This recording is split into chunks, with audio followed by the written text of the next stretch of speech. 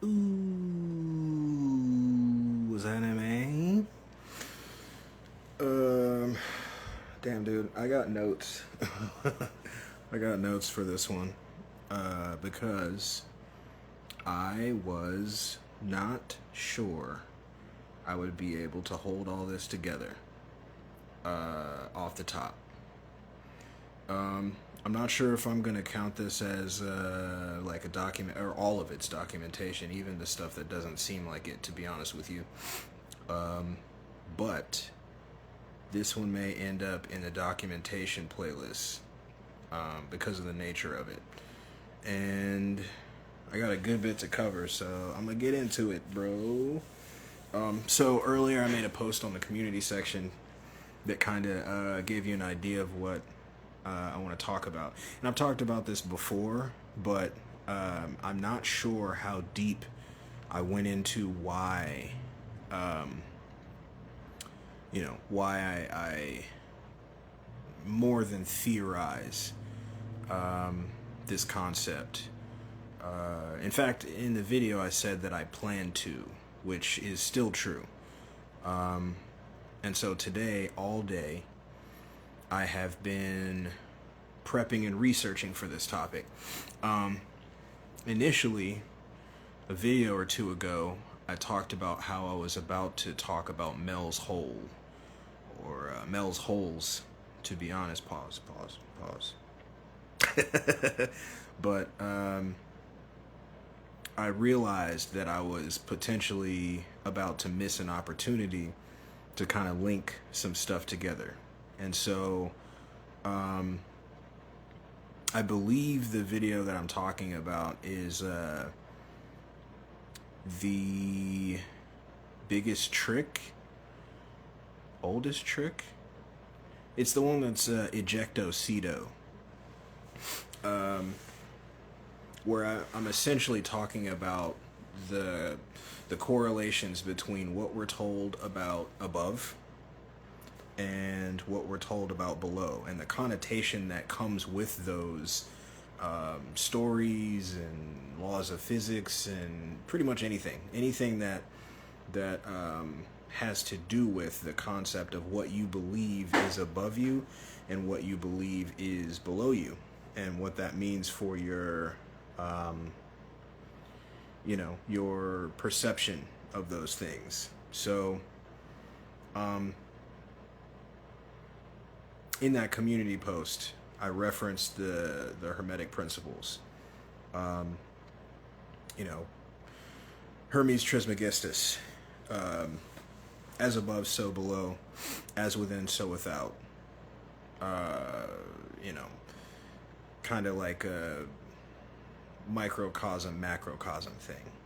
And to start off, I'll explain that.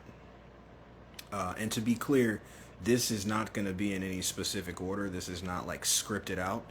I just took notes all day, and I'm going to go through those notes, and I'm going to explain those notes. This is documentation for myself, but I also, believe that if you give it a full chance, meaning you watch or listen to the entirety of the video, you'll get where I'm going. I am going to sum things up at the end of this, regardless to the kind of sporadic, all over the place nature of the notes. So what I've said before, what I've talked about before, and why I referenced that in the community post is, if as above, so below is a principle that holds up, which I believe it does, many others believe it does, one could start to think about the fact that that also depends on your vantage point. And so many times when people think about as above, so below, their starting point, their vantage point is here, the surface, right? But if you change your vantage point, which I believe, there's some mysticism around that, but I believe that this does apply, that can change what that principle means. And so, for instance, if you look at it the regular way, there's as above, so below. So many believe that as we're warring here and as we're doing specific things here, you would see the same thing in the heavens, above us. That doesn't mean literal heaven, just, that's what the heavens are above us. We don't know that. We can't see that because we essentially have tint.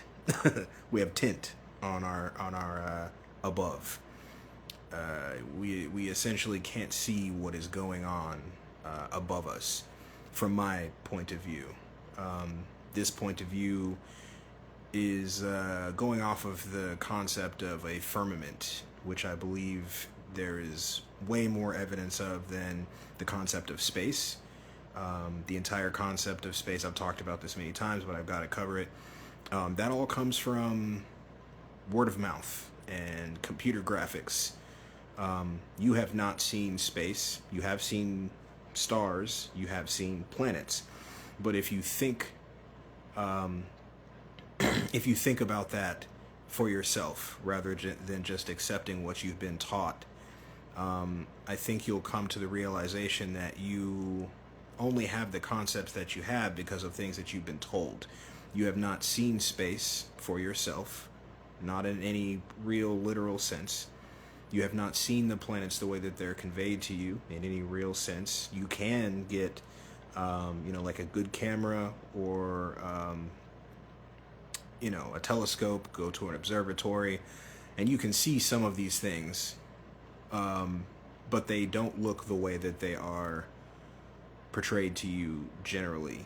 Now, what I will say that I haven't said before is that I have not been to an observatory. But this doesn't change my perspective.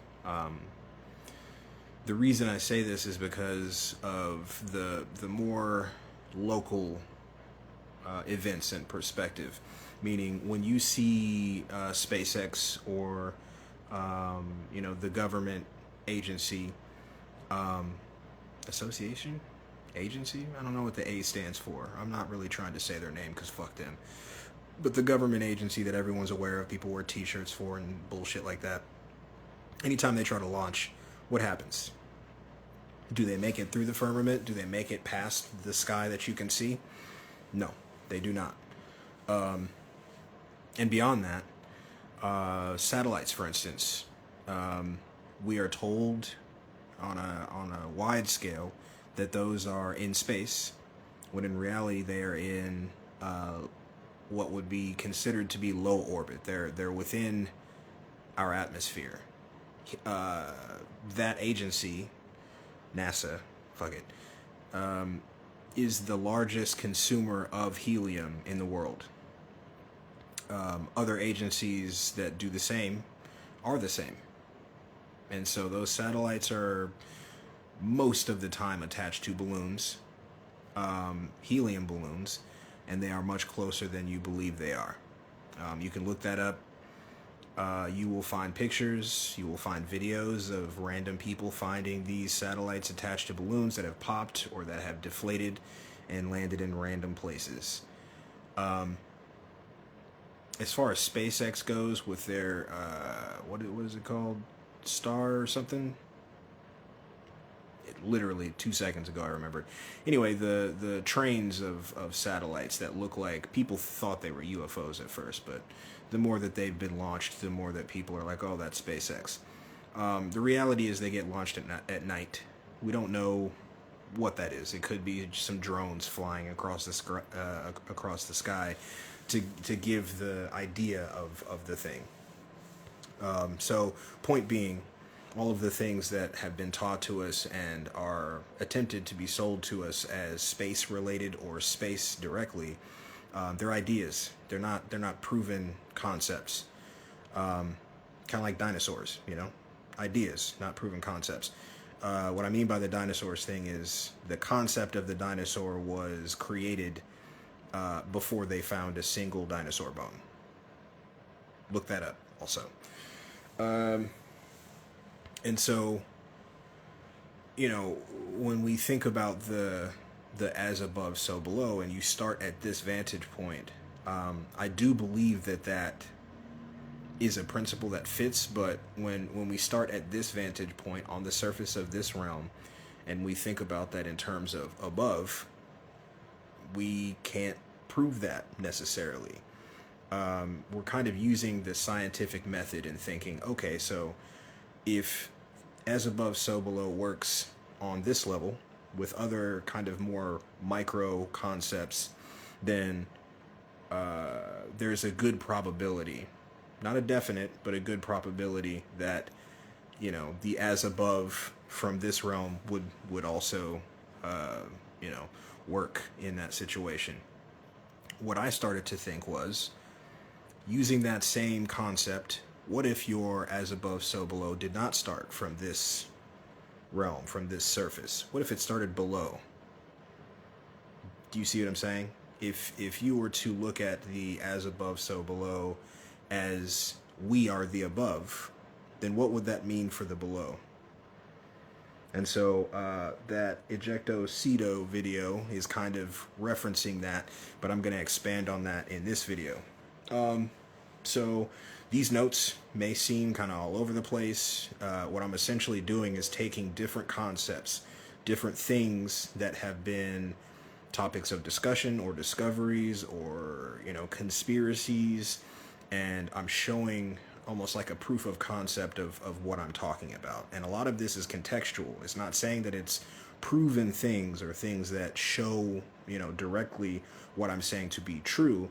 I'm just showing a proof of concept for why I believe what I believe contextually, and why I have before spoken about and still stick to the concept of wanting to go down rather than going up, meaning space travel and all these things that they coincidentally can't do anymore. Can't even go to the moon. Imagine that. Stanley Kubrick. All right, so first note is holes at the poles. So what I meant when I said holes by the pole, or holes at the poles in my notes, there have been pictures as well as video that show phenomena that can't necessarily be explained, but there is a lot of other context that supports these things. And so this theory has to do with a concept of there being essentially entrances to this realm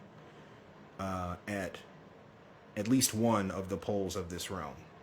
And this is, you know, going off of the versions of, not necessarily only the heliocentric model, but versions of the heliocentric model. In fact, there's also the donut model. There's many models that reference there being an entrance or, you know, a different shape to the realm than the globes that we've been given. But even if you think about globes, where do they attach? The poles, right? Holes in the poles. I put in my community section some pictures that kind of reference what I'm talking about as far as this goes. The entrances specifically, but a couple of those pictures are what I view to be much more realistic and harder to debunk pictures of what I'm talking about.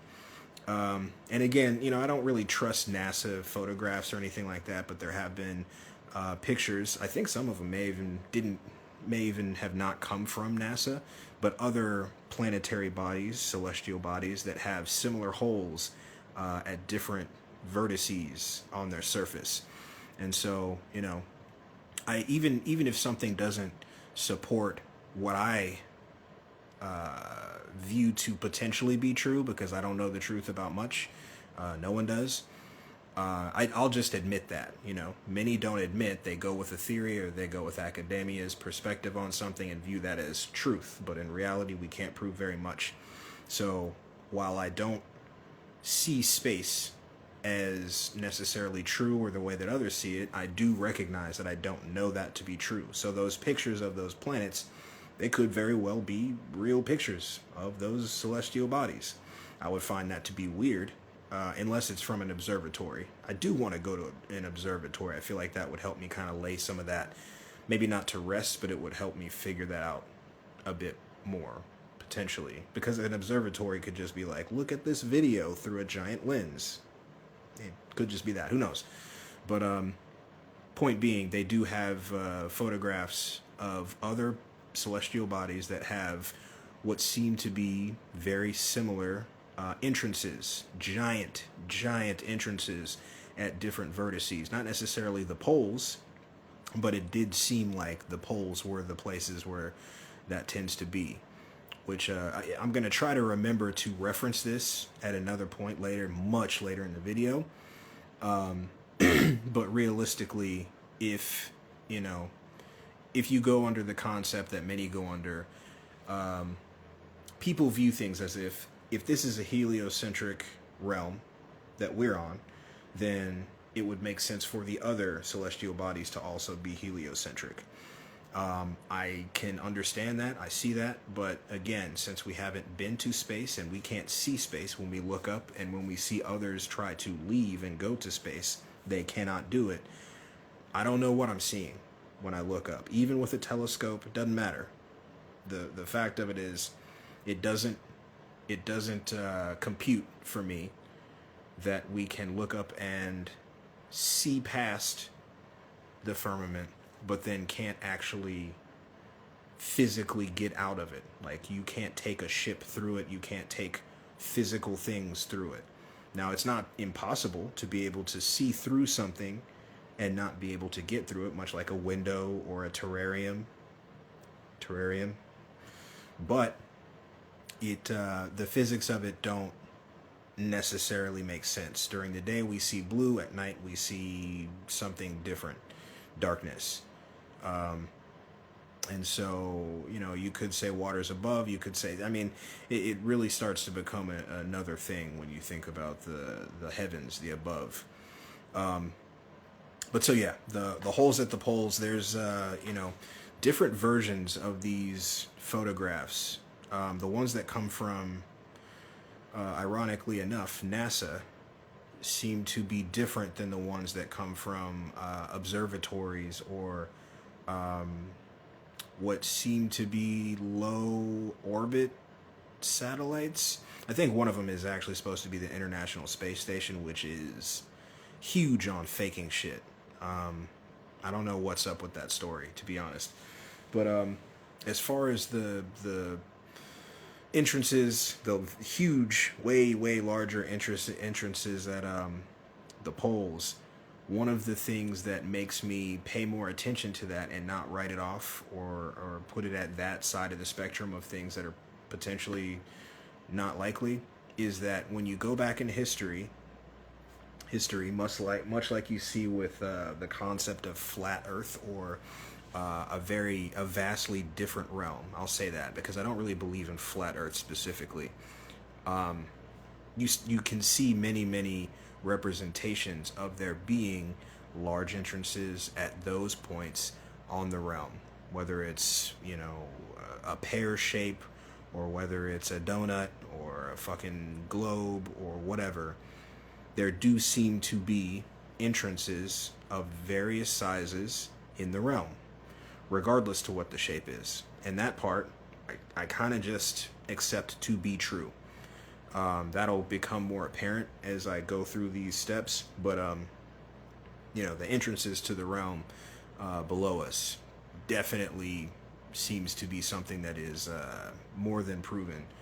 Not to say what those lead to or where they lead to, but you can definitely see entrances here. And the stories that are reported and accounts that are given for those areas are very, very different, the closer you get to them. Two of those would be Mel's Hole, and the other one I wouldn't call Mel's Hole, but he was associated with the investigation of the second hole. So Mel Waters called into a show called Coast to Coast AM. I've talked about it before, really early in the channel.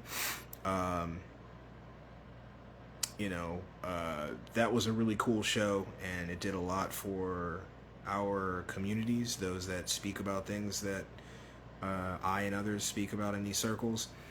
Art Bell gave people an ear that usually wouldn't get an ear. They would get ostracized or just not listen to it all.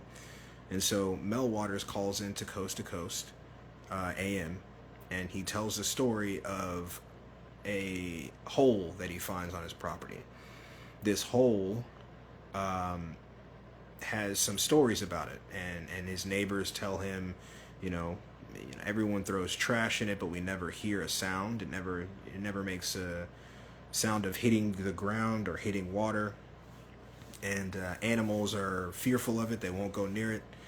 And he gets, suspicious. He wants to investigate this hole that's on his property.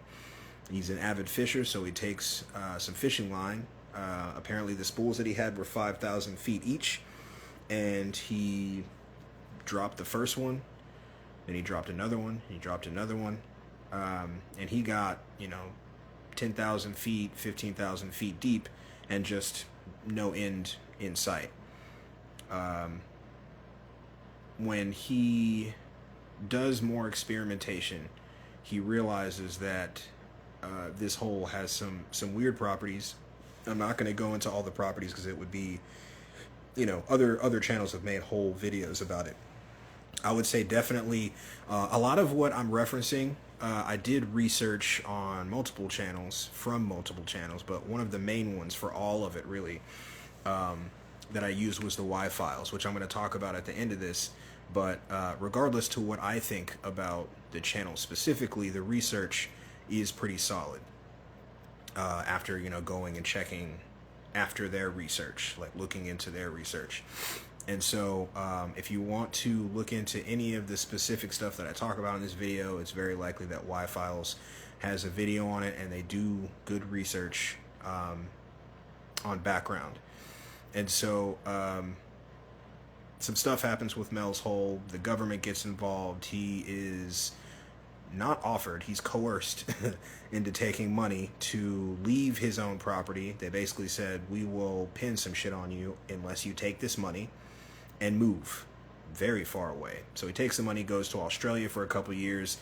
He essentially gets homesick, comes back, and some shit happens to him. After that happens, he, for one reason or another, didn't die. I think he just had too many eyeballs, too many ears and eyeballs that knew about his story. And so if something were to happen to him, it would be very likely that people would be like, what the fuck? After that stuff happens, he's living somewhere else. A tribe contacts him and says they have a similar hole. He goes and checks it out, and way, way weirder shit happens. Again, I don't want to go through the entire thing, but just to give you a couple of examples, they they lowered a sheep, I think it was. They lowered a sheep into this hole, and it was in a cage. They leave it there for 30 minutes, and it took a minute for them to get the sheep into the cage. As the story goes, they bring the sheep back up. It looks fine from the outside, but it is cooking on the inside, literally cooking on the inside. And they find a tumor, a tumorous growth on the inside of it. One of the natives knew how to cut into and dissect sheep. And one thing I'll say, this might be petty, but I need to say it.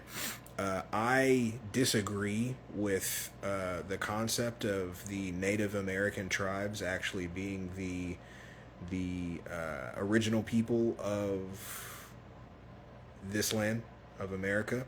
I've got a video about it. If you find that to be offensive, not trying to be offensive, just trying to A, be true to my research and what I found, and B, that is a personal thing that has to do with my lineages.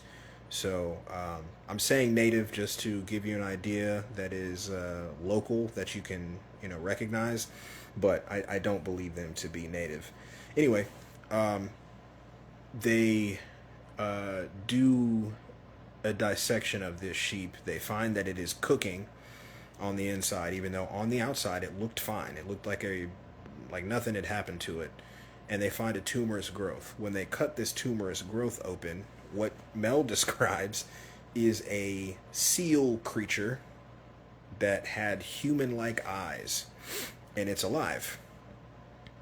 And when they take it out of the tumor, it looks at them while they look at it for apparently 2 hours, and it jumps back into the hole as it, as it would, I guess, return back to where you came, I guess. I think, by the way, that creature was the sheep. I know that may sound weird. I don't know why I have that inclination, because it could very well just be like some kind of pregnancy process or symbiotic process, parasitic process. But for some reason, with the weirdness of the physics of these holes, it just felt like there was a consciousness, upgrade, or I don't know. But I did think that. So,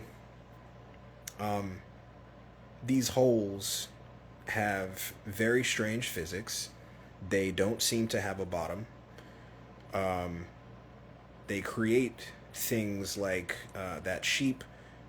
It also created they put some ice down and brought it back up. The ice didn't melt. In fact, it changed properties altogether and could be lit on fire and stay on fire for months at a time. It created some sort of new kinetic source, fire source. And the properties of even it were way different than just fire. So yeah, if you're interested in that, go look into the Mel's Hole episode of Y-Files, or just look up Mel's Hole. And so within that, another aspect of what I'm talking about, so what the note says is Nazi projects below the surface, rumored to be with beings pre-existing. Pre-existing. Yeah, so the story of Operation High Jump. So Operation High Jump had to do with World War II and the Nazis. I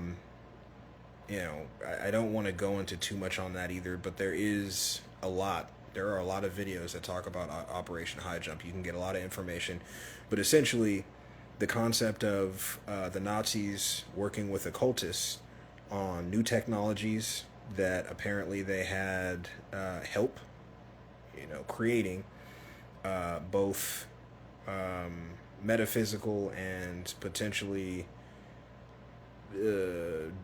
different terrestrial. I don't want to say extraterrestrial. I would more likely say potentially ultra-terrestrial.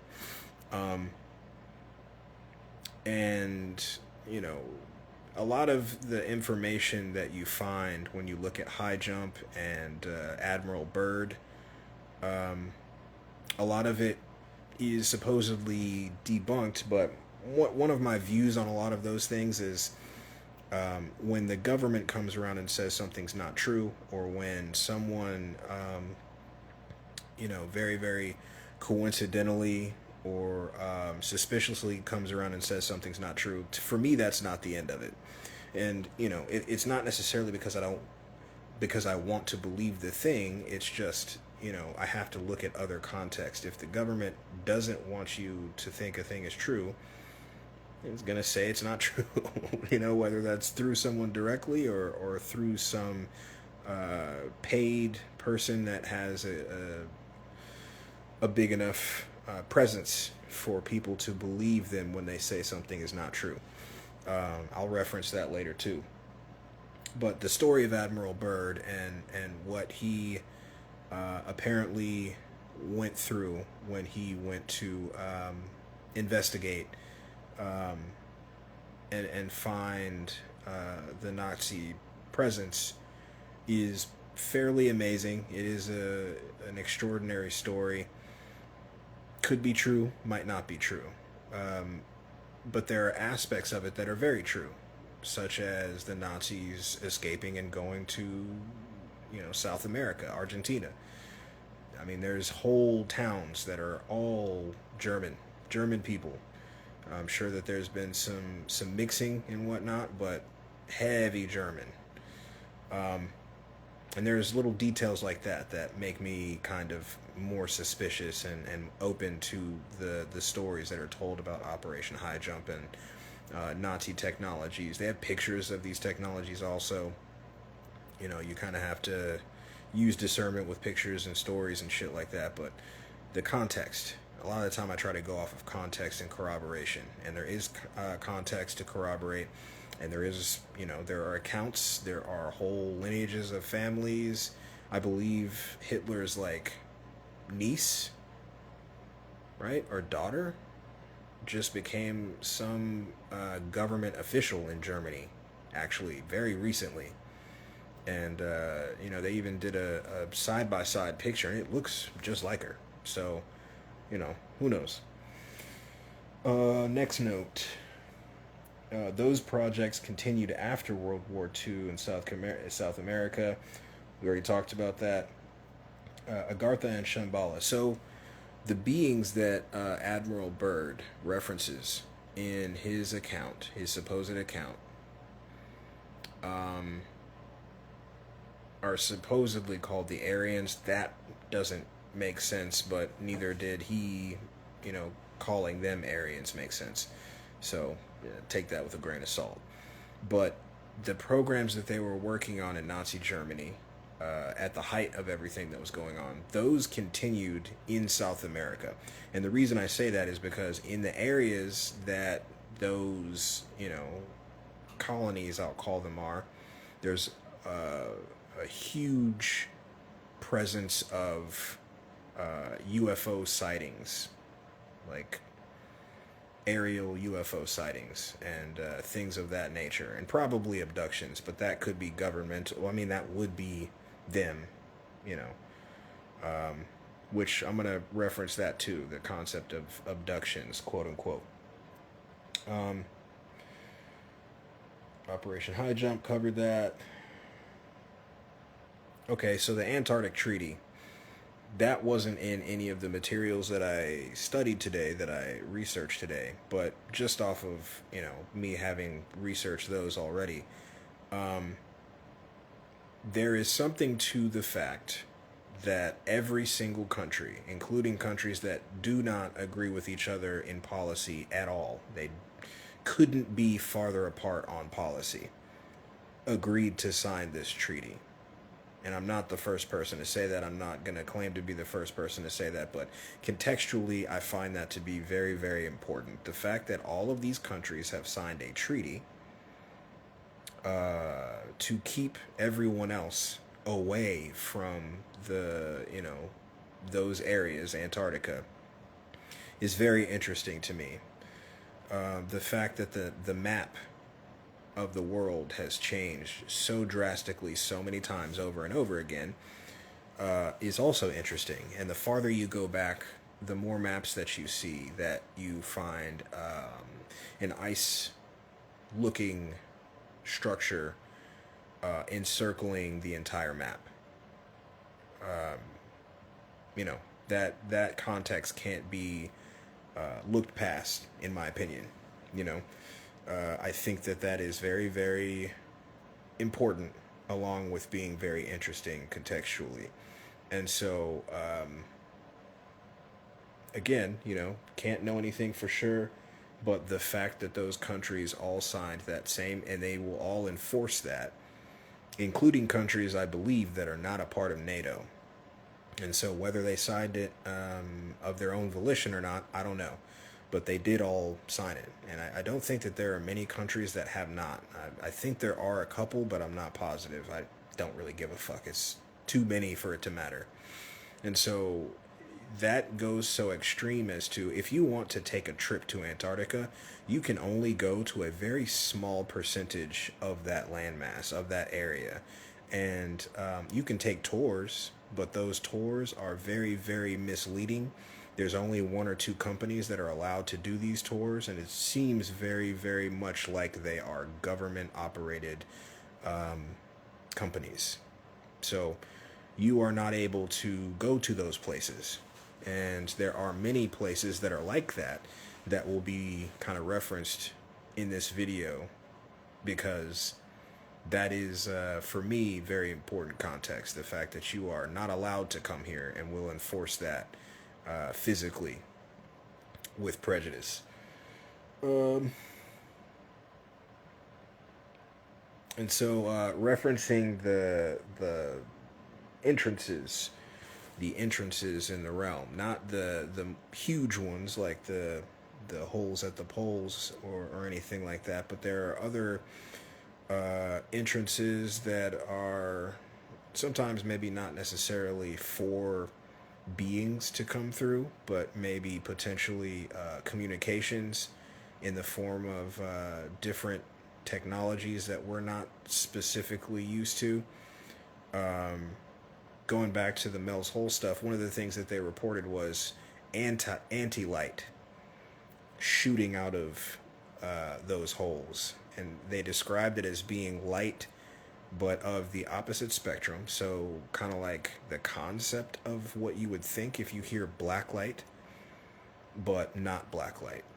Not the purple looking, cool, makes everything glow black light. What they described was literal black light that seemed to suck in the light from around it. And so that's the best I'm assuming that they could do to describe what they saw.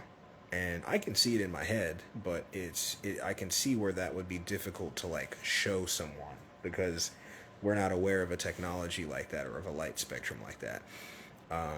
Would be cool to see that shit though, huh? Like just black light, actual the color black, and it's like sucking in the. It sounds like a black hole, but in the form of a beam. It sounds like the concept of a black hole, but in the form of a beam.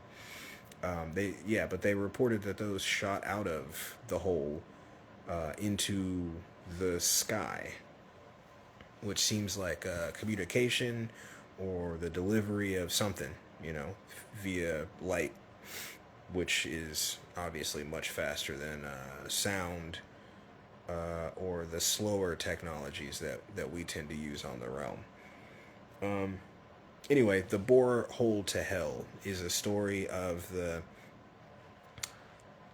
a race.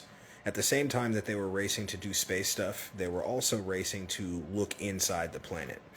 And I find it very interesting that the story having to do with I forget what they call it, the Super Bore hole or something like that. I believe it was in like Russia or somewhere in Eastern Europe. They were in competition with the U.S. I don't remember where the U.S.'s borehole was, but they didn't get anywhere close to what they did in Eastern Europe, so it doesn't fucking matter. But the story is that they got to about 12 kilometers, which I believe is, I don't know kilometers, dude. I'm from the U.S. I don't know. I think it's like 10 miles or something like that, 15 miles, something. And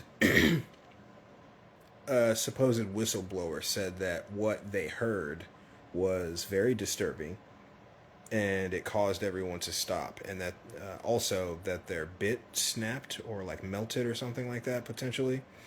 But there's a audio that goes with this story that is essentially countless people, you know, in agony and screaming at what it sounds like. I listened to it today and it sounds like different audio than what I remember hearing. And you know, the internet is the internet, so some are gonna probably even have like fake audio that's different from the original audio that people were already calling fake. It kind of doesn't matter for what I'm gonna say as far as this story goes, though. A couple of things. My initial thought is that governments like to create stories and then debunk them so that you'll pay attention to the story, but it'll also serve some sort of purpose. And so potentially, especially when you take into account that there is no real separation, all these governments, they do butt heads. I won't say that that's an illusion, but in the end, they are on the same side, hence the Antarctic Treaty. But I find it interesting that two countries, probably more, were trying to drill into the Earth under the guise of some sort of equivalent to space race, because they were also doing that apparently. And they supposedly didn't know what they would find, and didn't report on this, and then this supposed conspiracy theory comes out saying that you hear like screams of people, which again, as I've said many times before in this video, I will say it more, but in the past videos, these stories seem to be following a narrative. Do not go down.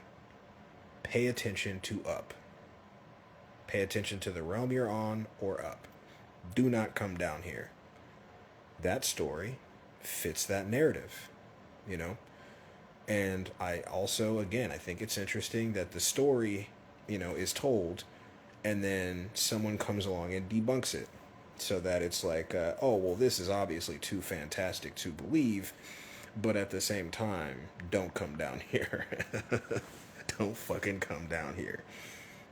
That's what I believe the borehole to hell story is kind of facilitating.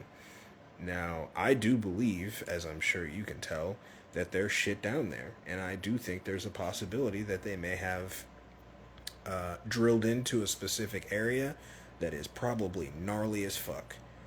And I think that if that were to be true, if that were potentially true, the stories of hell, I think, may, for one, be metaphysical and physical.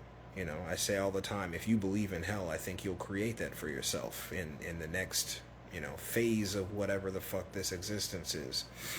But also, on top of that, I think that hell is potentially a physical place that lies below us, and someone at some point saw this when it was more common to go below, when it was more common and not as policed for you to go below, and there were underground civilizations and all these places. I believe, potentially one of these civilizations saw this vast place that is very likely, in my opinion, run by and owned by the Anuna, I would say, probably. But who knows? Our mysteries and history doesn't seem to go back that far, especially if you take into account that it's likely that this realm has been here for much longer than we think, but our history is very, very recent. All that 10,000 year shit, 20,000, a million years and all that stuff, I don't think any of that shit's real. I think they're just making those things up to facilitate, narratives that have personal interests. That's my opinion. I've explained it before in other videos. But I do think there's a potential for that. I think that there's a possibility that at some point, some civilization or person stumbled into an area that was probably fucking horrifying, and they saw a lot of suffering and a lot of shit that they couldn't explain or reconcile in their, consciousness, and they potentially, excuse me, they potentially got away. And if they did get away, for them to describe that would probably be exactly that. Like, oh, it was hell. It was hell. I saw demons. I saw the devil. Especially if they are not familiar with technologies and, and things like that. And before I forget, I'll say this now. I think I wanted to say it at some point later, but I'll probably just re-reference it again. There are many situations where beings report seeing stuff, seeing, demons, aliens, whatever it might be. And I've already given a pretty decent account of one thing that I think that is, which is the ultra-terrestrials documentation video. I think that's like the first one in the documentation playlist.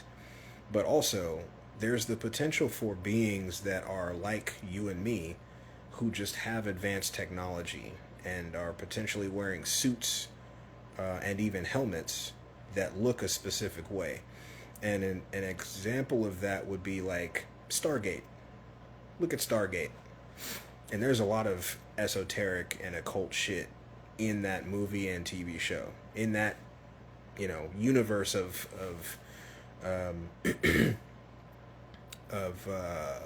literature, entertainment, whatever you want to call that. But many of these beings that are reported to or purported to have these like god bodies with animal heads, demon looking, all these things could potentially be ultra terrestrials, fairies, the fae, shape shifting, dimensional, interdimensional type beings that can do all kinds of things that we just don't understand because we forgot and just don't know. Or it could be beings that are very much physical and just have much more advanced technology than we do, and they're wearing fucking helmets, or they're wearing an entire suit that makes them look in a specific way purposefully so that you think, oh shit, that is a demon, rather than, oh, that's just a dude, let me go fuck him up, you know? See the difference there in what that would make you think when you see it? Even if you saw someone with technologies, if they looked like you would feel more confident in what you could do, what your options are. But if you see a just fucking madman that looks like he has a dog head, or the head of a hippopotamus, or the head of a lion, or whatever, you're gonna think twice about that. Probably think a third time. You might think twice if you just saw a dude on a hoverboard or some shit with a weapon you've never seen. But if that dude has the head of fucking jackal, you'd be like, I'm gonna not fuck with that right now. Just a thought, just to put that out there. And that thought kind of comes from the concept of the Anuna, because they're calling them gods and all this type stuff, but from the actual records and accounts and texts, they were just us with more technology and, no telomere caps on their DNA. And that's important. I don't know about the strands, the different numbers of strands that beings keep talking about. Oh, we have 30 strands in natural form, or we have 12 strands. I'm not sure, but I do know we have telomere caps. And that's, I can't even say I know that. That it's been well documented over and over again. Whether that is the case, I'm not sure, but it does seem like a lot of scientists agree on that telomere caps thing. Even ones that don't agree with other scientists on similar topics. So like the counterculture, the rebellious the rebellious geneticists and scientists don't, they don't differ on that. They do say we have telomere caps that limit our capability to use our DNA.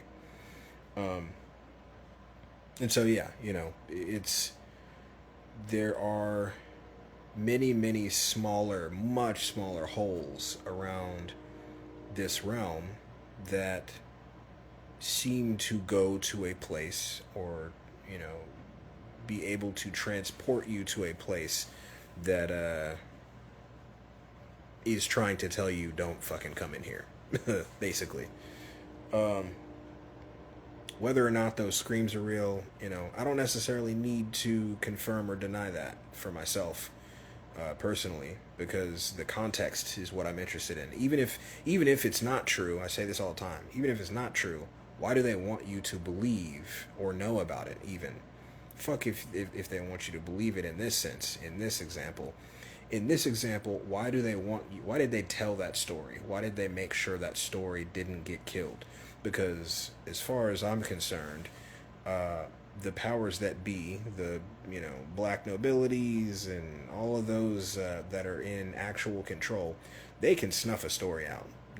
For all the things that we all discuss and talk about and argue and debate over, there are just as many, if not more, stories that you have no idea about. You have never heard it, you will never hear it, because they don't want you to. And so anytime I hear a story, that is the first thing that comes to mind, is like, okay, so this could have been a kilt story. Why is it not a kilt story? And I think that all the time. And it's really hard to reconcile, because it's you can't take it in the absolute, but you can't not consider it at all. Very delicate to balance that. Anyway, so next note, G.E. Kincaid and the ancient underground city citadel at the Grand Canyon covered up by the Smithsonian, aka the government. So, G.E. Kincaid, there's a story having to do with this being who supposedly now there's no record of him existing. Go figure. There's a story of him in the Grand Canyon looking for gold, I believe, finding a citadel, underground city with all kinds of examples of technology and knowledge and wisdom, language, meaning hieroglyphs. There was a tomb with, what would be considered to be giants, 8, 9, 10 foot, sarcophaguses and statues and all kinds of stuff. And the things that I found to be interesting about that is that there were mummies, there were large mummies found, there were statues of Buddha, there were Buddha statues, and in the same vicinity as mummies, there were Buddhas, giant statues of Buddha. The hieroglyphs that they found, they were unable to, and are still unable to, translate. So they have no idea what those hieroglyphs are. They have not seen those before. They do not know how to translate them. And so that comes together, in my opinion, to be a civilization that taught other civilizations or learned from other civilizations that we're more familiar with, such as Kemet, ancient Kemet, and later the Egyptians, the fake Egyptians, meaning over there. The true Egypt, the true Kemet seems to be over here. This is an example. This story, the G.E. Kincaid story, seems to be pointing to that being the case, because there are many more mounds and pyramids in the U.S. than there are in what is, perpetuated to be Egypt now.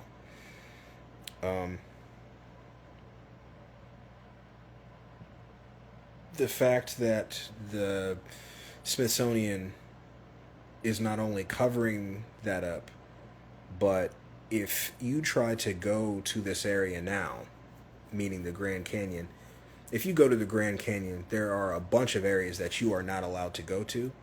There are a bunch of structures, natural looking structures, but they're not natural. Giant statues and giant pyramids that are, animal looking, anthropomorphic looking, pyramids themselves, just many structures that give you an idea of what this place is and was.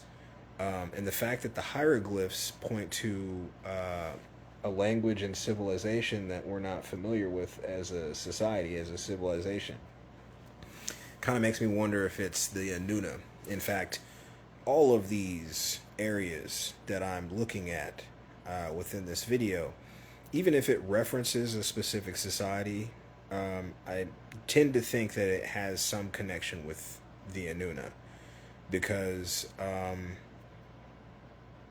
these are the stories that are told in texts that we have that have been passed down.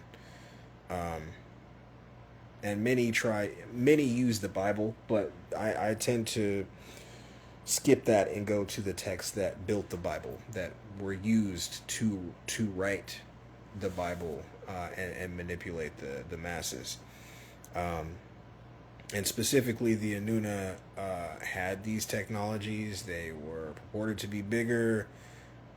We don't know their language, so that would check out. Like, there are a lot of contextual things that give this, concept of it being the Anuna that built this place that G.E. Kincaid found. It makes a lot of sense just off of context, without being able to confirm anything or find anyone that is still there, because we're not allowed to go there. That seems like it's very, very, very possible. Another concept that I cannot prove and do not know whether this is true or not, but there is a belief that you can get from the Grand Canyon to the continent of Africa through somewhere that is in or around the Grand Canyon. I don't really doubt that, to be honest, because if nothing else, uh, metaphysically, I don't believe in much without like proof or a lot of context or a lot of corroboration enough for it to be like, all right, this many people wouldn't be able to or trying to even fake something like this. Specifically, portals and, certain ley lines and vertices and stuff like that that have properties that are way different than other more benign places. That makes sense to me. That makes sense to me, and it makes sense for other phenomena that gets reported, and so I don't really doubt that one. It's almost like that needs to be proven to be false, whereas other stuff needs more to be proven to be true, for me, specifically. Um, and so, I just mentioned this. It's heavily monitored to this day and blocked off with physical enforcement by the government. So, again, if you try to go to these places, and they're all over, but specifically this one, the Grand Canyon, you can go and do all the tourist stuff. But if you go into these places that are heavily guarded, they have signs up everywhere. Sometimes they have things to keep you out, like large steel doors. I think they even have like electric fences and all kinds of shit in certain areas. I think they have the okay to kill you if you don't comply. Um, and so, to me, that at the very least gives the context of, oh, there's something that is that important that you would, give the okay to kill over it. Not to say that they don't do that much, or that it would take that much for them to okay those types of things. But it does seem like, in order for them to give that okay, it would need to be something fairly important. Um, Diffusionism. Okay, so the concept is there is diffusionism, which is scientific, uh, and then there's isolationism, which the Smithsonian tries to perpetuate and academia tries to perpetuate. The concept is isolationism basically says civilizations are isolated from each other and tend to stay that way. And they're talking about like ancient civilizations or old civilizations. Whereas diffusionism goes with the science, which shows, not only shows, but, there's context with what you see from all these civilizations that show that they were in contact with each other. They did trade with each other. They did travel. The trying to tell people that isolationism is the truth is fucking retarded. Like, that's the dumbest shit that you could try to get people to believe. Um, there's a this is a goofy example, but there's a clip of, I think his name's Hotep Jesus, of Hotep Jesus, kind of like, you know, essentially, I don't think they were debating, but kind of, bringing, like, putting Joe Rogan on game about the slave trade, the Atlantic slave trade myth, and how fucking dumb it is and how it doesn't make any sense. I'm not going to go through that whole thing. I've got a video of my own that talks about it. Black History Month. The concept that we were brought here from Africa already makes zero sense. The ships were not available yet. They weren't even created yet. The big ships that they say that they use, they only had little small boats at those times in the 1600s. As well as, if you did have those boats, even if you had that many souls under the hull in the hull of your ship, and you had no bathrooms, you had no ventilation, you had no way to feed all of these beings, they would die like 5 different ways well before you got them to the States. If you were to look past that, the weather patterns that affected the sea at those times would not allow you to get from Africa to America. The concept that copper colored or brown skinned beings only were in Africa at those times is also fucking dumb. If you go to any continent, you will find an Aboriginal people that look like me. It's not, about that. That's not a fact that's about race. It's just about using context to not get clouded by academia. So that statement is not in any sense to be, supremacist, because I don't believe in that. I don't believe in that at all.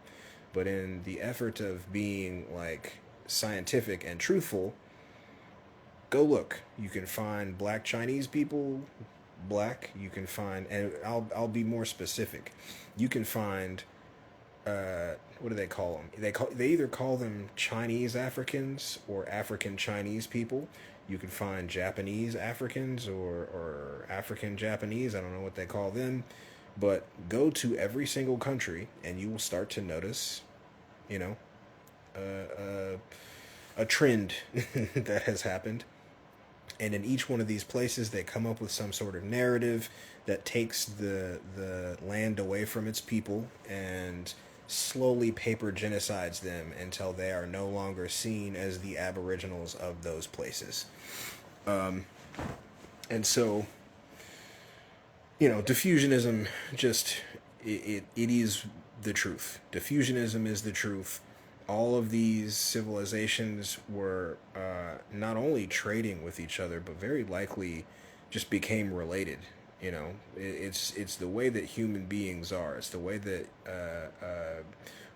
just we are, period. Not even just human beings, but beings in general. If you are trading with people, if you are doing business with people, it's very likely that someone is trying to fuck someone. So that's going to happen, and that's going to keep happening. And then as that happens, you see a meld of culture and of genetics. And so the concepts that they try to push with the isolationism thing is fucking dumb. Just got to say that. The Mississippi River runs from Canada all the way to the Gulf of Mexico. So just on the level of that, to say that these cultures had nothing to do with each other and no contact is fucking stupid. You're only saying those things as academics because you think that most people will never know the difference, and you're sort of right, but that's also because you dumb down the schools and keep them from actually using constructive thought, progressive thought, and thinking for themselves. And most don't care. They're so stressed out with life and the things that they have to do from day to day. They don't give a fuck about that. So they leave academia to just kind of, play with their own toys and do what they want and make up their own rules. But then those rules affect everyone, and that's the part that most don't pay attention to. It affects our perception of this realm and of history and of how things work, and that's how we've ended up with such a warped form of version of history and perception and all this shit. Next note, Darren Kuyu and the underground civilization in Turkey. So this is just another example. Darren Kuyu in Turkey was found by a dude who was just doing renovations on his house. He was doing renovations on his property and stumbled onto a gigantic complex, a gigantic underground complex from who knows what time period, doesn't really matter. Fact of it is, it's from well before, at least from before, from a different Phoenix event. Let's say it like that, because I think that's what most of this is connected to Phoenix events, obviously. But Darren Kuyu is 20 stories down as of right now, and that's actually a few years ago, so it's very likely that there's more stories that have been excavated. but 20 stories down. So imagine 20 houses stacked on top of each other going down. You know, a building that is 20 stories down, not up, down. They were completely self-sustainable. They had, and I don't just mean like, oh, they had some cool shit and a well. They had stables. They had places to raise, keep, and slaughter animals, to grow crops, to worship, to live, to work. They had full cities, full civilizations underground. And they've now discovered, not so recently, like I said a few years ago, that there are tunnels that connect these places. And so, for instance, there's one that connects to another place. I forgot the name. I don't think I put the note there. But look up Darren Kuyu. You'll find it. There is, and there's a Y files on that one. If you just look up, you know, underground civilization Y files, and you'll probably find Darren Kuyu. But there's, you know, networks of tunnels that connect these places. There's one that's like, I think 7 miles or 7 kilometers, one or the other, very, very far. It would take you a long time to walk from Darren Kuyu to this other, again, underground civilization, bigger than Darren Kuyu. So Darren Kuyu is huge, and this one that it's connected to is even bigger. And so, again, this is all underground. So they, you know, they don't know how many of those there are. I do believe that there are societies that know where all these places are, or most of them, half of them something. They know where a lot of them are. And these bits of information get passed, you know, through oral tradition, perhaps like protected text and shit like that.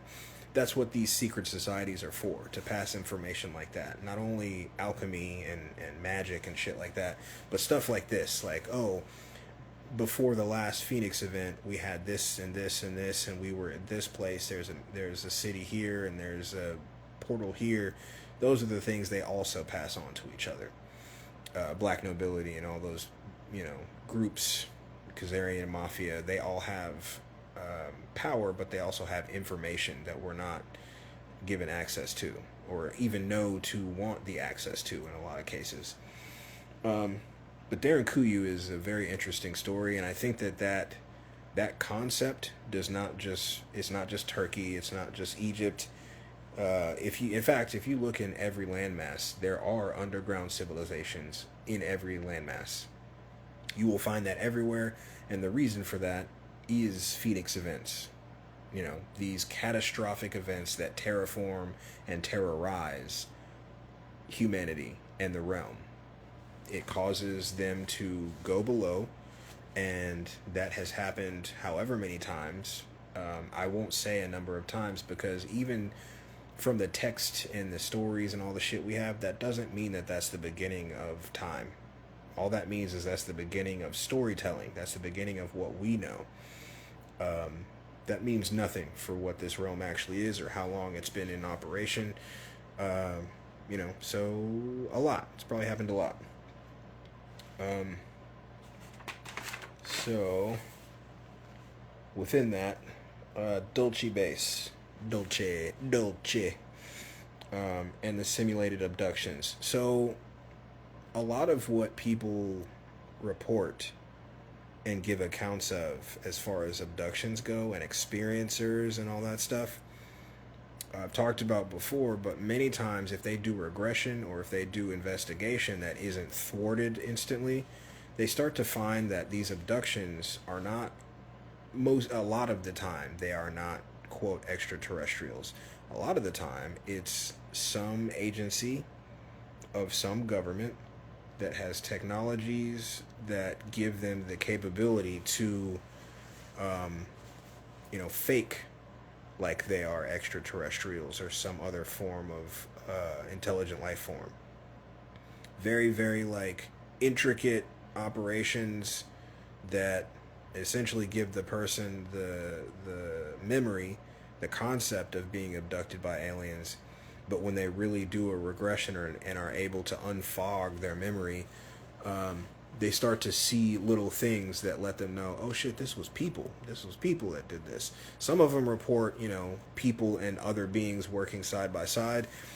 And that's possible, but it's also possible that that was just more of the people in costume or in suits.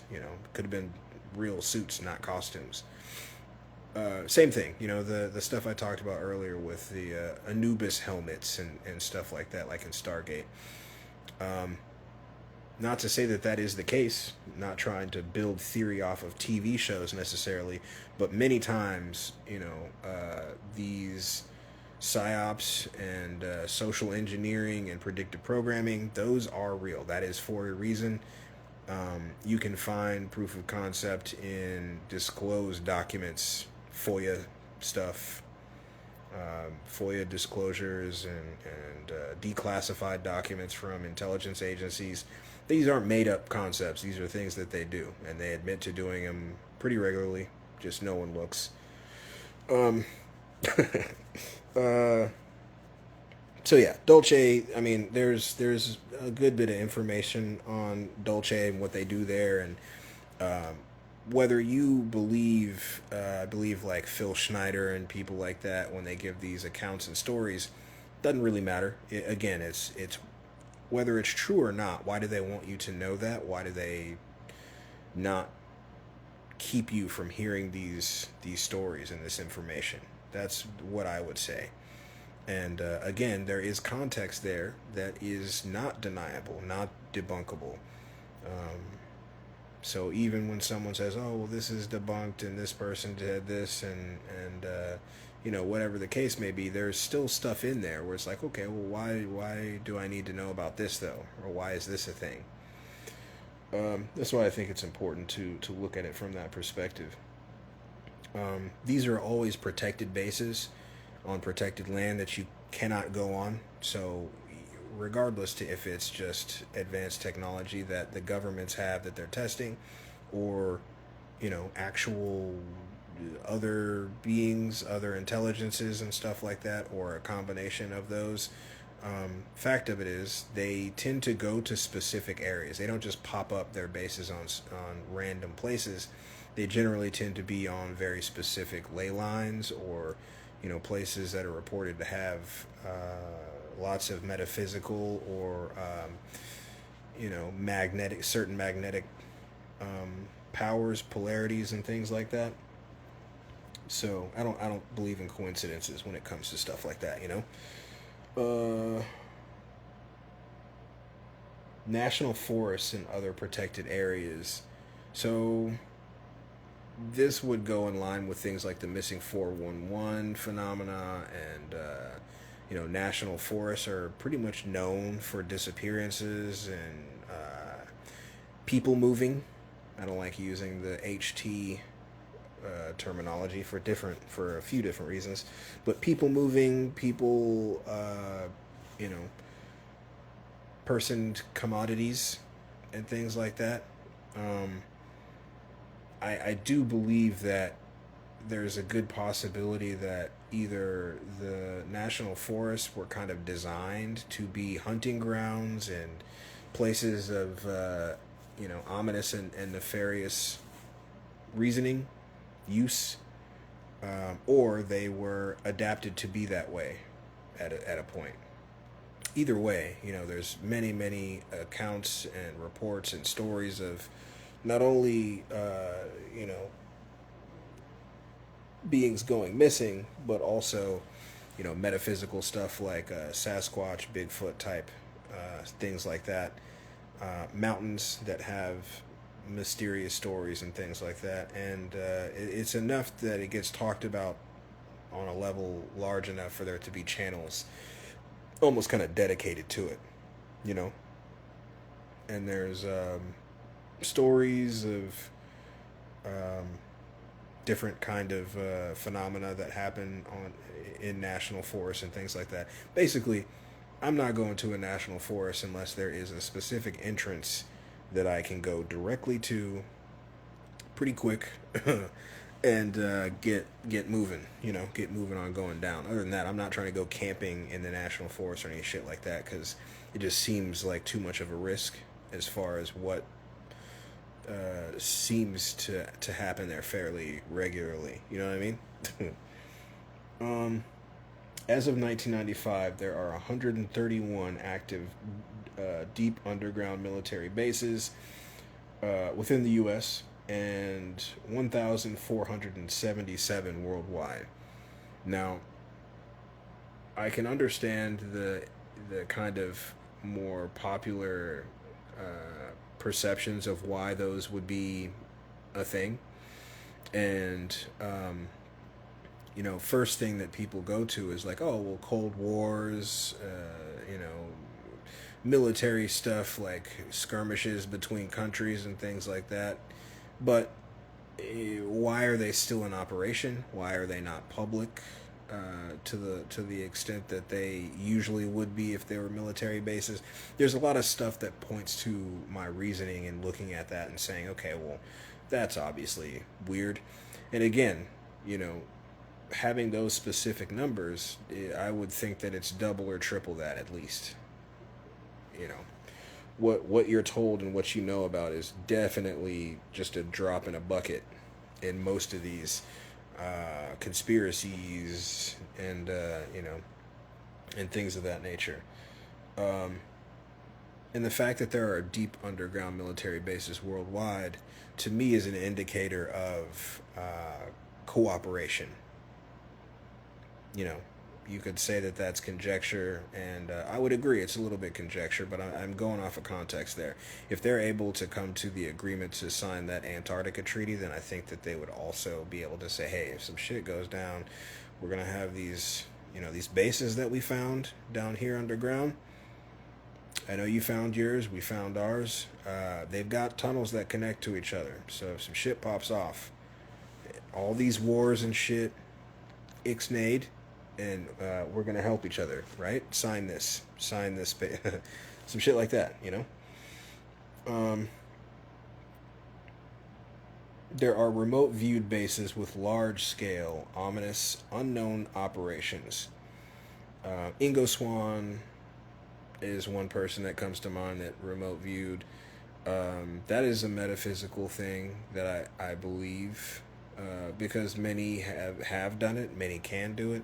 It's thought to be that everyone has the capacity to learn it, just somehow are more inclined to naturally be able to do it. And the fact of it is, with the way that the school systems are and academia is, most are either not going to give that a try, they're not going to try to do those things because they don't believe it's real, or you are kept from developing your natural abilities. And I believe that we are monitored enough, by whoever or whatever, to know who's who and to handle each being appropriately, each being of interest, that is. If you're not showing any interest in these things, then they let you're essentially policing yourself, and they let you do what you do. But if you're showing a thirst for knowledge, and you start to look at the occult and esoteric knowledge, then gnosis and things of that nature, that gets you some attention, and you start to see some shit that potentially stifles your progress or keeps you from being able to learn about specific things. Many things are so dangerous to them that they break them up into pieces and scatter them all over the place, so that we are unable to utilize their capabilities or technologies, like magic. I keep talking about how much I want to learn magic, and I want to actually be a magic user. I don't want to be a magician. I think the difference between those two things is magicians tend to be people that are doing psychology and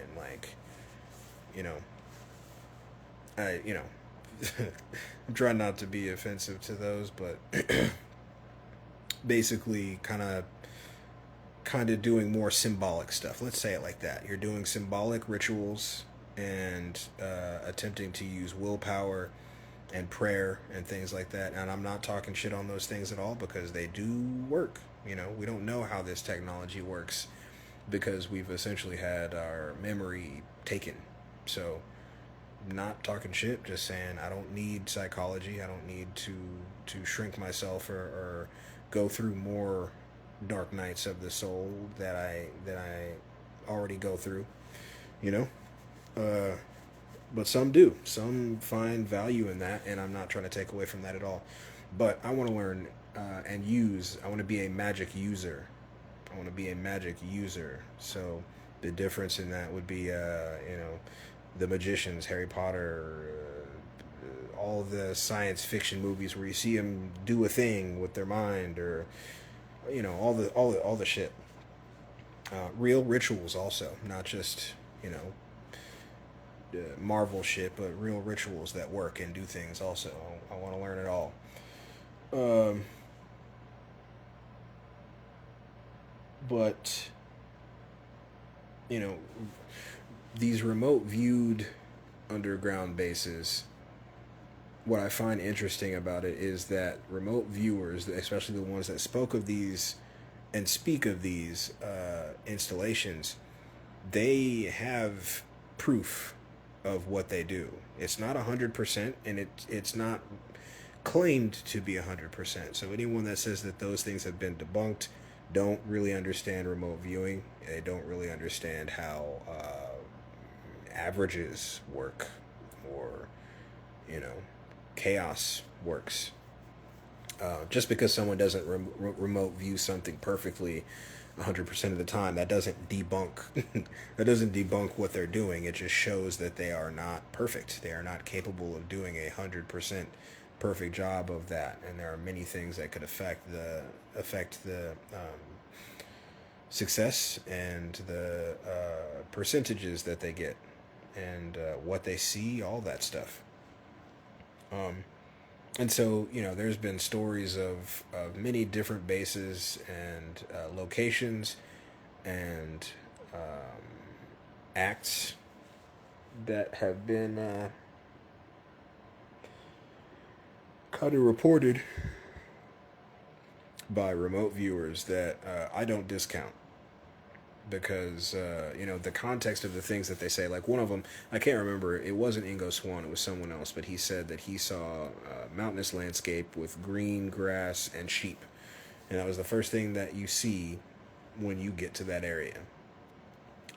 And generally, these are places that these people haven't been to before and are maybe not even aware of. So there's something to it.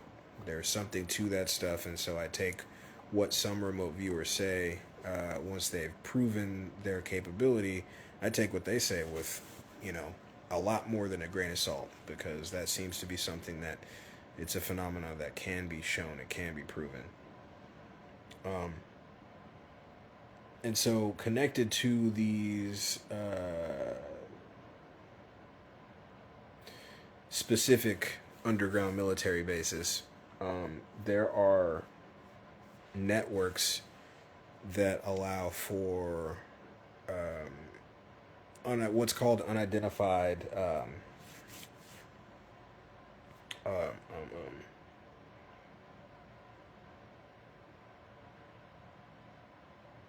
submerged objects. Unidentified submerged objects.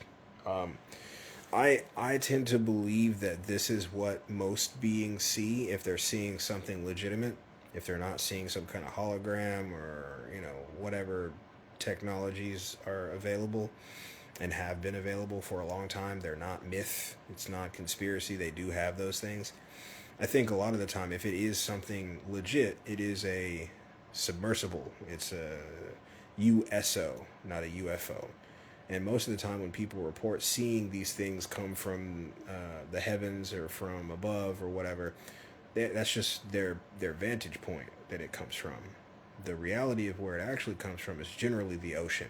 Most of the time, you see these things come in and out of the ocean, and remote viewers viewed bases that are at the bottom of these bodies of water, and also under the ground at the bottom of these bodies of water. So sometimes it's on the surface of the bottom, sometimes it's under the surface of the bottom, and there are also reported to be networks of tunnels under the bottom of the ocean. that these you know that these things use to get around. Um, and they try to explain the technology and how it works. I don't think that really matters. But again, whether this is true or not, real or not, why do they want you to think these things? You know, why do they want you to know about it? Why do they want you to think about it? Um, just seems like something specific to me. And in a way, it's like stay out of the ocean because we rule that. You know, stay out of the ground because we rule that. And I can't help but notice and will not notice. Um, so USOs, I think that's very, very important as far as details go. Um,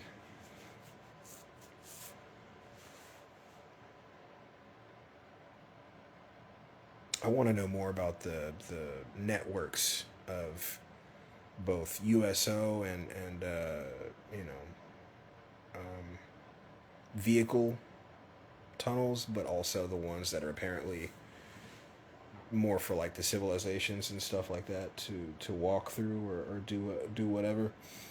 Anyway, Mount Hayes. I'm not going to go into specifics on that, but that's another place of interest. Mount Hayes.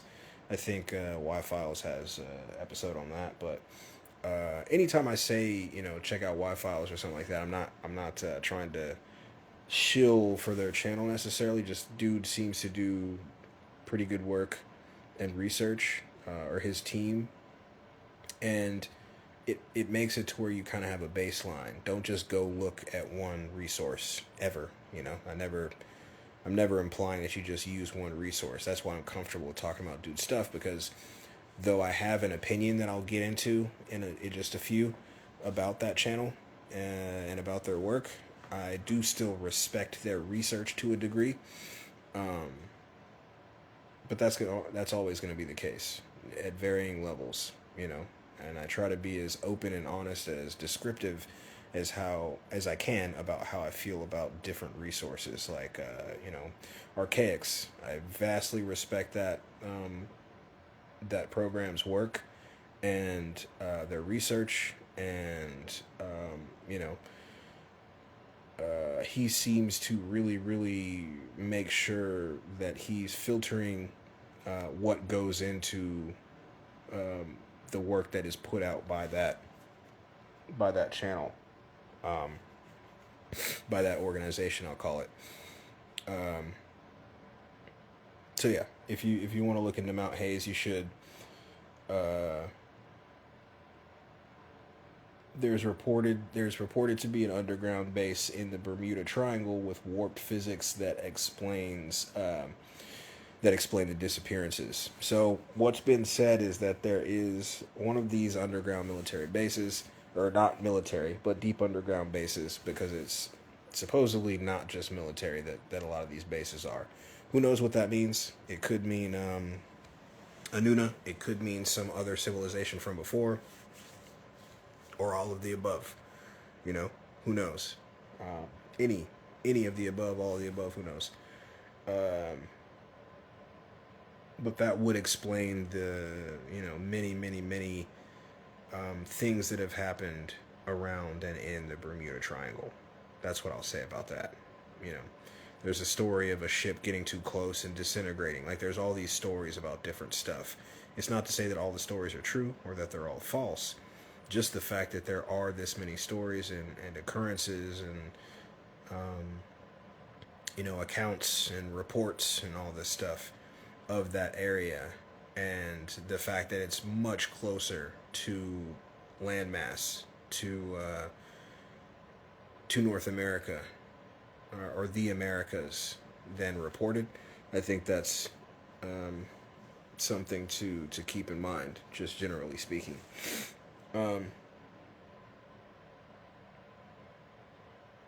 So, Mount Shasta. Mount Shasta is another instance of many of the details and stories that I've just talked about. The reason I want to bring it up is not only is it kind of dripping with metaphysical phenomena, there are reports of things that may or may not point to some of these phenomena, being not necessarily true, but something going on in those areas. Um, there's reports of ships flying directly into the mountain, and not to say like into like the top or anything like that, but just like flying straight into it. Um, Same thing with beings like kind of walking around what sounds like Bigfoot or Sasquatch type beings, but maybe some other shit too. There's plenty of accounts and reports and stuff. And so, there's UFOs or UAPs, whatever you want to call them. There's all these beings walking around, abducting and taking people, and just all these accounts of all this metaphysical stuff going on around Mount Shasta. The energetic kind of readings of that area, the electromagnetic readings of that area have an extreme negative polarity. And not to say negative in the sense of like, oh, that's bad, it's a bad place.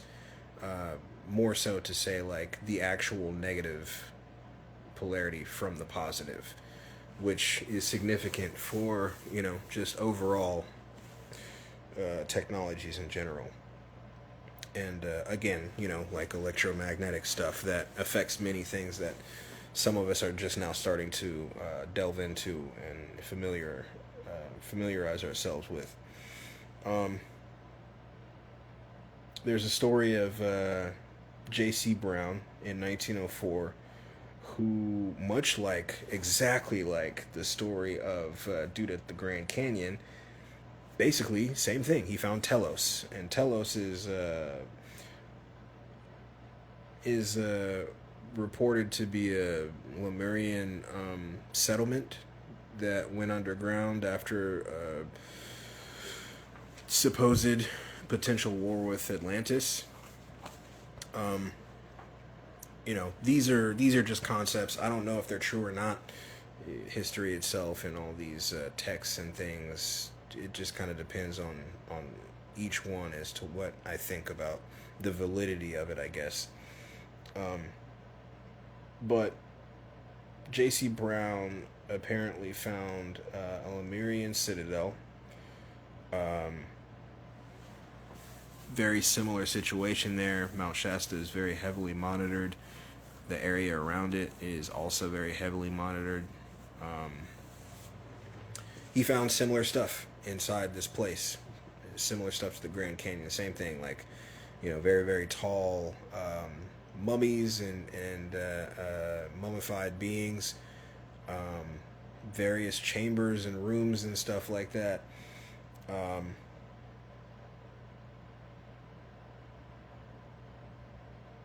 And if you add on the dimensional stuff, the portal stuff, it just makes it very specifically crazy. It said that there's a dimensional vortex. So a dimensional vortex is hypothesized to be at Mount Shasta, which would make sense for the negative polarity electromagnetic field. And the many reports, all those reports of all that metaphysical shit happening, those things just kind of line up together. Doesn't mean that they're true, doesn't mean that that's the case, but it does kind of seem like it.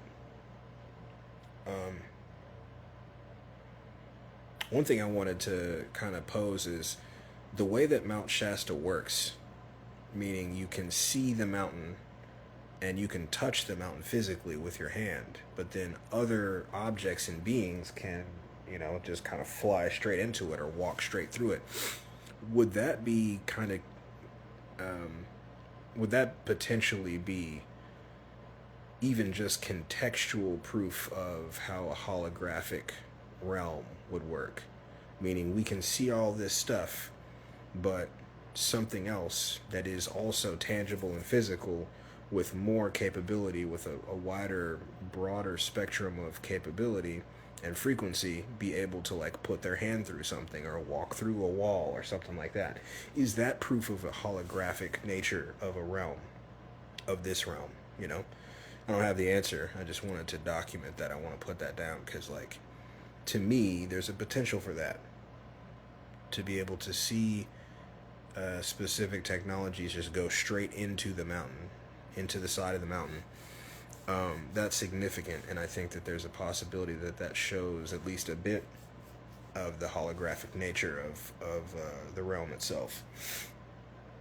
So a couple of examples of what I'm seeing when I look at all this is there's and these are depictions that are in pop culture, which I find that to be almost just as important as the more serious research materials, books and things like that.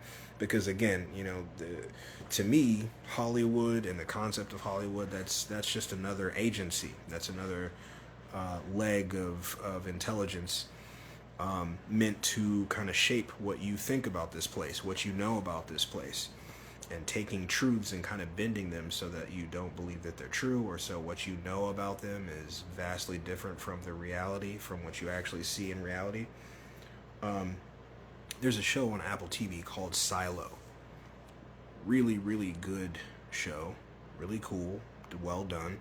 But the concept of Silo kind of reminds me of what I keep saying about the Book of Eli, where they don't tell you the time frame. They don't tell you what year it is, to my knowledge, that I can remember.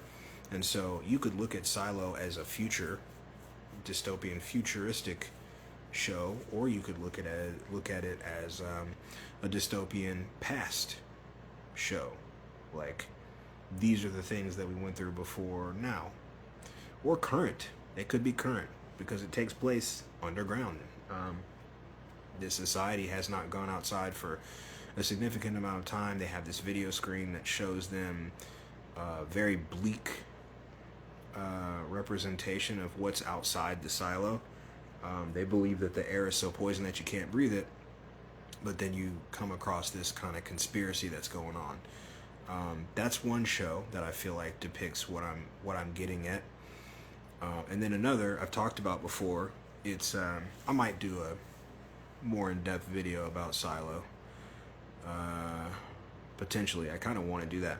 And then there's also one that I've spoken about before called Monarch. I think it's called Monarch Legacy of Monsters, something like that. It's also on Apple TV.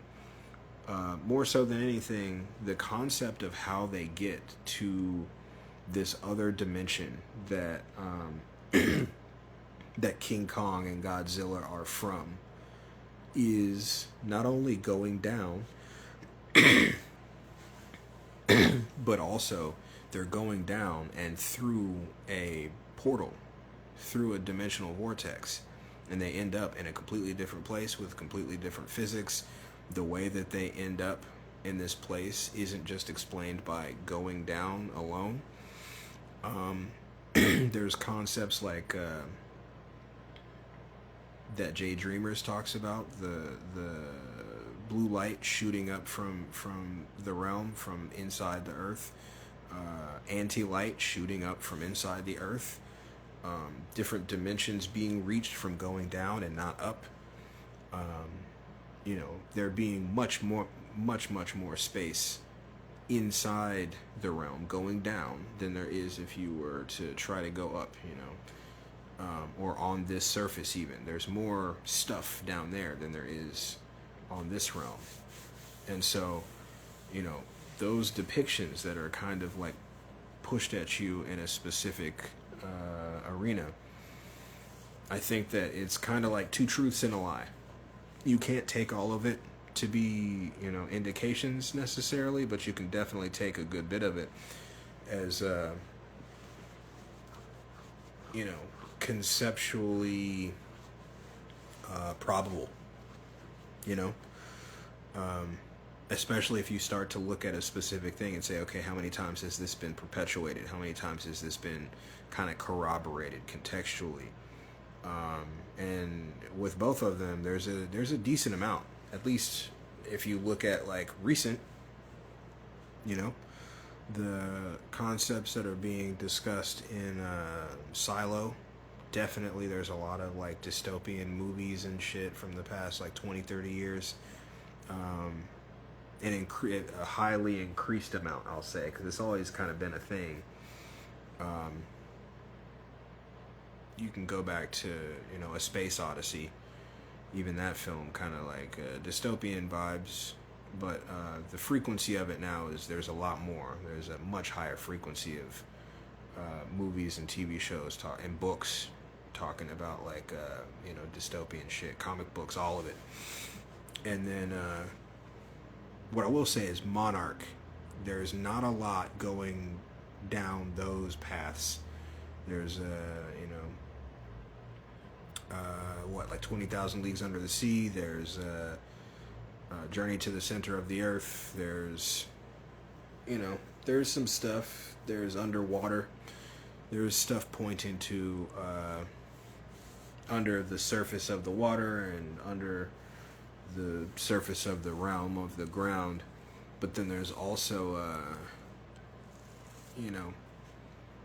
a lot of stuff that kind of points to just specific ideas, not general ideas, not the actual specific thing. So like, the concept of there being much more underwater than there is on the surface or in the sky. That's repeated a lot, and lots of things like that are repeated a lot. And so, that's just two examples. I will say again, Monarch seems to kind of be touching on something that's not as perpetuated or touched on. And so that interested me a lot. There's a video that I did on that one. I think it's just called Monarch, Legacy of Monsters. If I'm not mistaken, the thumbnail is a picture of the blue light. But yeah. So the last thing I kind of wanted to say, I guess, before I get into why I talked about all that, is the Y files. Really quick, I like the Y files, and I think that the dude is very charismatic. I think the channel does really good work as far as their research and all that goes. One thing I will say is that it kind of sometimes seems like when he debunks some of those things, pay attention to the way that he debunks them, though, because I think the channel is maybe taking advantage of a concept of like trust.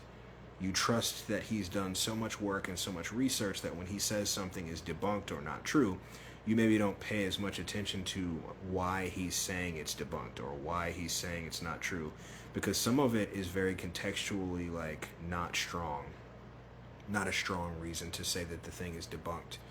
Like I tried to remember this example of what I heard right before I got on this video, but he essentially said something was debunked because it wasn't very probable, like something to that effect.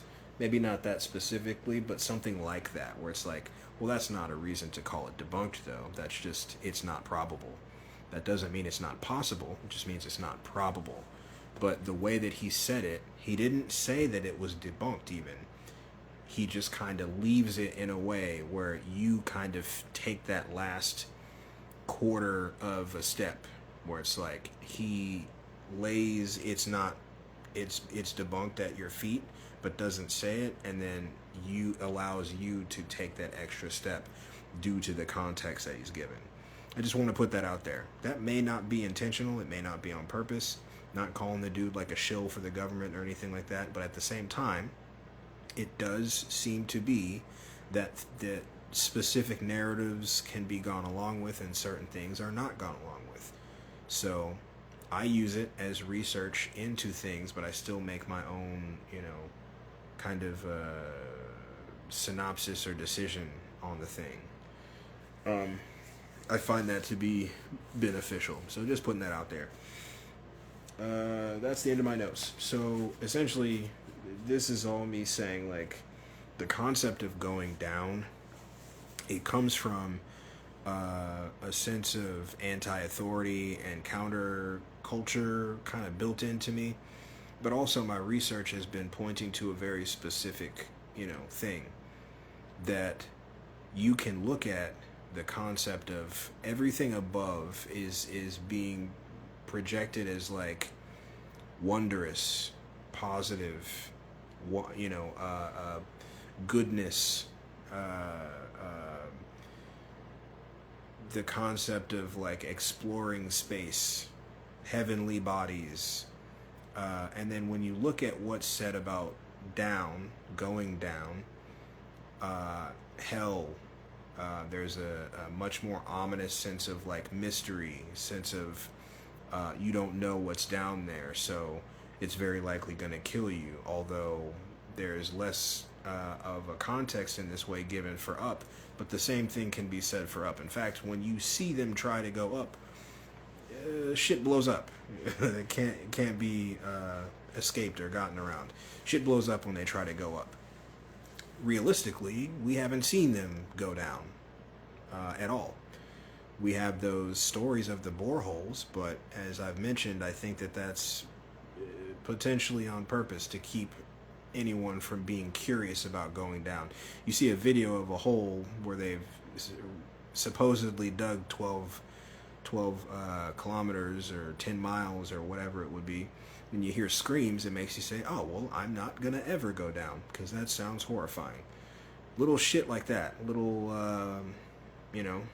neuroscientific ways to implant things like don't ever go down. You don't want to explore down, only up is good. Up is good, down is bad. There's this theme that gets repeated over and over again, and so that has led me to doing research on what is down that we know of. And there's not a lot of information that is not supposedly debunked or very, very highly monitored and censored by different either agencies or very, very close-knit factions like the Smithsonian. Again, you can't go to Antarctica, you can't go to the Grand Canyon. Mount Shasta seems to be somewhat also monitored and potentially protected. When they heard about Mel telling the story of Mel's hole, they snatched his land from him. The natives, that's one thing I wanted to say was the story about the hole on the natives' land, that is government land. They can say that is native territory, but the realistic kind of truth there is that they don't really, it's just like you buying a house. You don't really own the land or the house. You don't have an allodial title. You just paid for, you're essentially like you're paying rent to think that you own a place, because they can take it at any point, and that's supported by legislation. And then also, again, you don't have an allodial title. An allodial title is what you need to ensure that no one can ever try to take your land from you or do anything with your land having to do with like wartime laws or any other kind of emergency situations. There are many situations where what you think you own can very quickly not be what you own.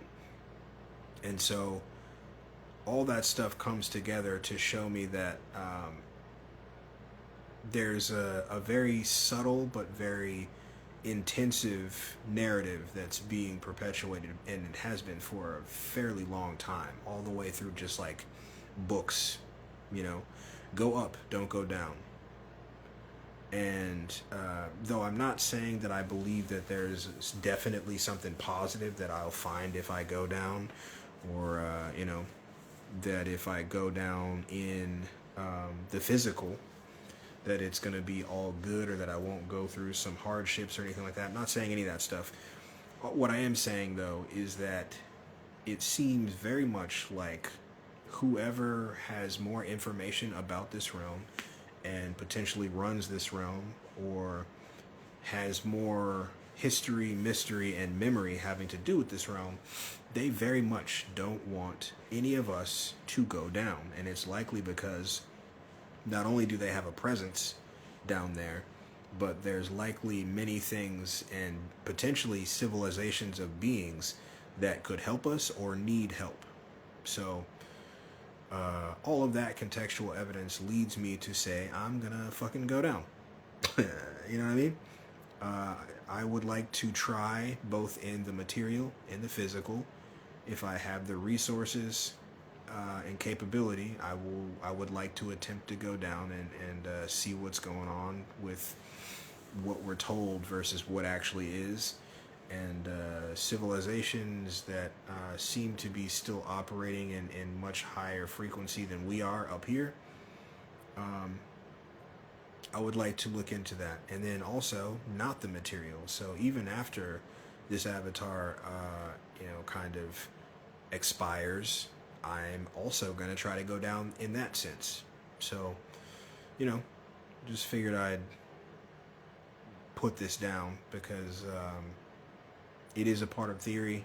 It doesn't necessarily pertain to like simulation theory directly, although there are lots of aspects of it that do. But, this is a part of the process, putting down as much as possible as far as my research goes, notes and all that stuff. Anyway, I appreciate you hearing me out. If you've made it this far, if you'd like to contribute and or donate to this or other research that I'm doing, there will be a link in the description to the PayPal. It's very much appreciated. If you want to hear anything specific, if you want to ask questions, if you have any suggestions for research, if you want to participate in the dream show, or if you want to participate in anything and have ideas, the email is also in the description. It's it's gammaauobsidian@gmail.com. Rasta is the PayPal. gammaauobsidian@gmail.com. Same thing for the Instagram, gammaauobsidian. Yeah, man, I appreciate you hearing me out, and I am tired. I've been on this one all day, along with all the research that I've done up until this point, so I'm going to go watch a movie or some shit. I'll let you die. Bye,